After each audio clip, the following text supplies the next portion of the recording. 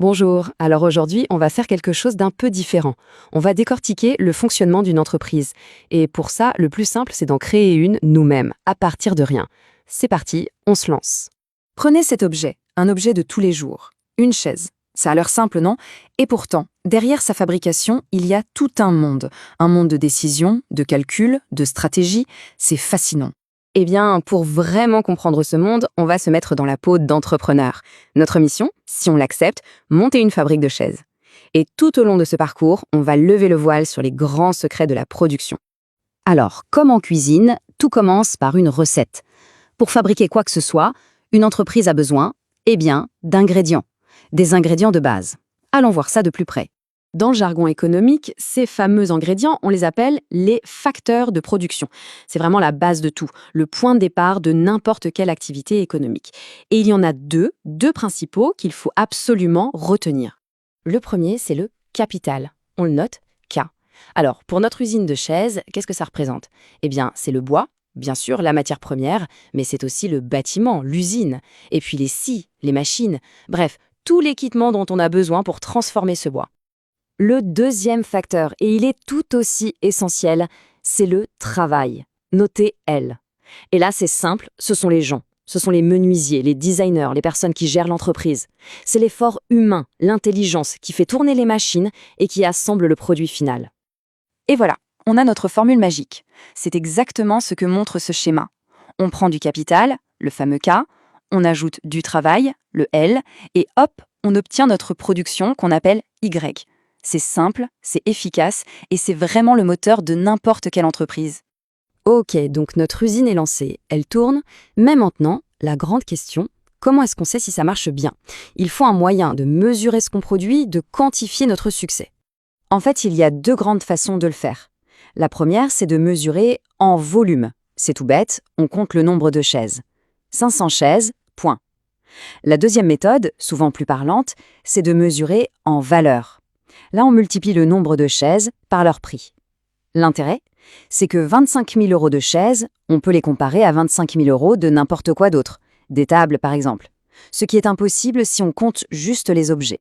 Bon, produire, c'est une chose, mais produire bien, de façon efficace, ça c'en est une autre. Et c'est là qu'un mot-clé entre en jeu, la productivité.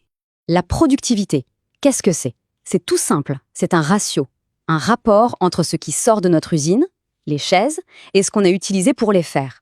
En gros, la question c'est, est-ce qu'on utilise nos ressources au maximum de leur potentiel? Prenons un exemple, un cas très concret.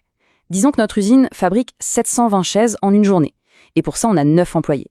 Le calcul est simple, on prend les 720 chaises, on divise par les 9 personnes, et ça nous donne 80. Notre productivité, c'est donc 80 chaises par employé par jour. Et ce chiffre, il est absolument fondamental pour savoir où on va. On arrive maintenant à une réalité un peu dure, mais incontournable en économie. Les ressources ne sont pas infinies. On a des limites. On ne peut pas tout faire, tout produire en même temps, et donc, il faut faire des choix. Ce graphique-là, il est parfait pour illustrer ça.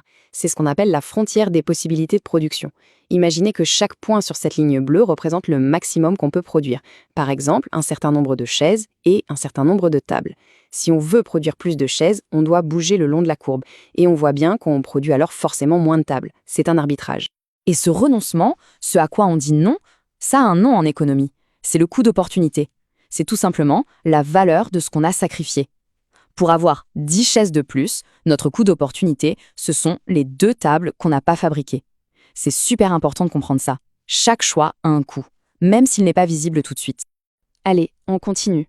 Un autre choix crucial se présente. Comment trouver le juste milieu, le bon équilibre entre les humains et les machines? Pour produire, disons, 100 chaises, il y a plusieurs chemins possibles. On pourrait avoir beaucoup d'artisans et très peu de machines, ou à l'inverse, une usine ultra automatisée. Lequel choisir? Eh bien, la réponse se trouve quasi toujours au même endroit, dans le calcul des coûts. Regardons ce tableau, il nous donne la clé. On imagine qu'un travailleur nous coûte 40 € par jour et une machine 100. On voit vite que la combinaison B ou la D, ça nous revient à 2200 €. Mais regardez la combinaison C. 30 travailleurs et 8 machines. Le coût total? 2000 €. Bingo! C'est notre combinaison optimale. C'est celle qui nous coûte le moins cher pour produire la même chose. Jusqu'ici, on a beaucoup parlé de chiffres, de coûts, d'efficacité. Mais attention, gérer une entreprise, ce n'est pas que ça. Il y a une autre dimension, bien plus large, à prendre en compte. Cette dimension, c'est ce qu'on appelle la responsabilité sociétale des entreprises, la fameuse RSE.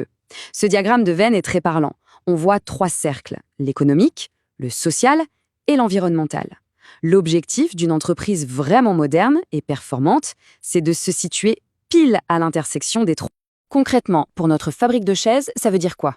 Eh bien, pour le côté social, ça veut dire payer correctement nos équipes, assurer leur sécurité.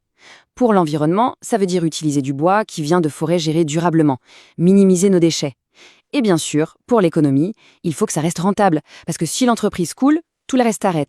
Cette définition de la Commission européenne résume l'idée à la perfection. Le but, ce n'est plus d'opposer le profit et l'impact positif, c'est de créer un modèle où l'un renforce l'autre. Et c'est devenu un vrai sujet, un enjeu central. Aujourd'hui, que ce soit les clients ou les investisseurs, tout le monde attend des entreprises qu'elles soient responsables. Alors voilà, la prochaine fois qu'on verra un objet, une simple chaise ou n'importe quoi d'autre, on pourra peut-être se souvenir de tout ça. Penser à tout ce qui se cache derrière, les facteurs de production, les calculs de productivité, les arbitrages, le coût d'opportunité et, on l'espère, une certaine responsabilité.